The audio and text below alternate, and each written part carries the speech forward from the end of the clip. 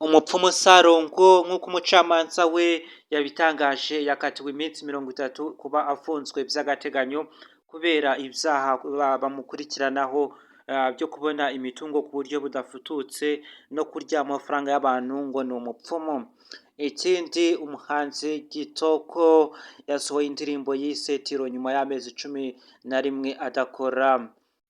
Uyu munsi ku itariki 15 z'ukwa 11 2024 ni umuhango wo gushyingura abaturage barashwe n'umusirikari bita Sergeant Minani Gervais nibwo wabaye. Ikindi Elon Musk yabaye minisitiri ushinzwe Department Government Efficient George. Ese kubera iki uyu muherwe wa mbere ku isi ukize ku isi yaba minisitiri n'iki kibyishe inyuma? Mwaza mukareba video nabakoreyeho birambuye no kubasogongeza. Uyu munsi nabasogongeje uyu mukire hamwe n'umukire Ramaswamy nibo babaye ba minisitiri b'abanyamerika ba mbere b'abakire ku isi.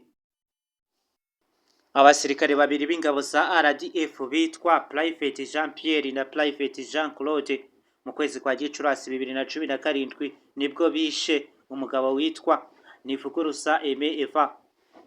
Nyuma y'ibyo ngibyo bahise babakatiye igifungo cya burundu. Igikondo niho byabereye. Nanone Sergeant Minani Gervais nawe yishe abarenga 5 mu karere ka Nyamasheke umurenge wa Karambi akagari ka Rusharara umudugudu wa Rubyiruko. Ibi ngibi ni ibintu bibi cyane, ni inkuru mbi iri kugenda ibabaza abanyarwanda. Kubera iki imyaka uko ishira igenda itaha indi kaza?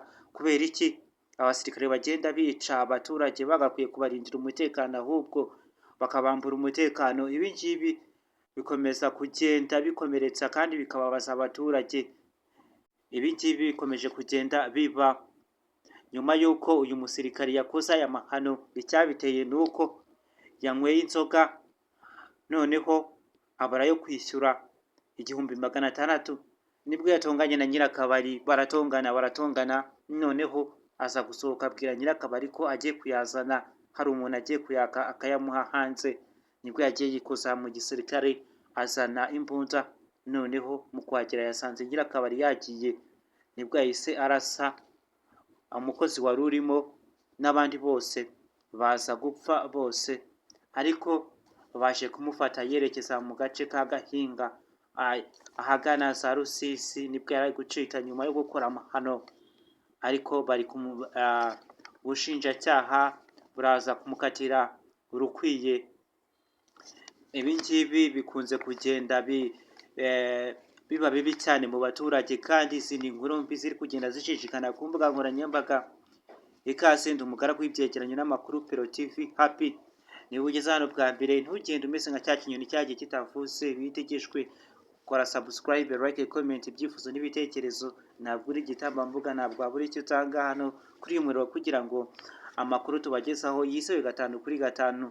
YouTube izagura uyu muyoboro iwamamaza ugeze no ku bandi bifuza kumenya amakuru n'ubufasha dutanga hano kuri uyu muyoboro. Ikindi wifuza kwamamaza wadusanga live kuri Pero TV show. Nabwo twamamariza ubuntu dufite abantu badukurikirana benshi. Twakomeje rero n'amakuru y'iminsi. Ikindi mu karere ka Kicukiro umusore w'imyaka 28 yishe se kubera ko ise yaramubwiye ngo namufire mu rugo agende, ntabwo amukeneye ngo arakuze bihagije. Nabyo byakomeje kugenda bigaruka mu matwi y'abaturage.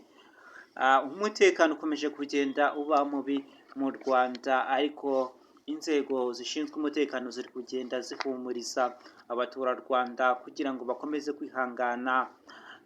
Umwe atukisha bose, ariko abakuriye inzego z'umutekano n'abakuriye ingabo za RDF bakomeje kugenda bahumuriza abaturage baganiza n'abasirikari. Nk'uko imyaka yagiye ishira indi gataha biba aya mahanaba, ariko kwigana uguhozaho.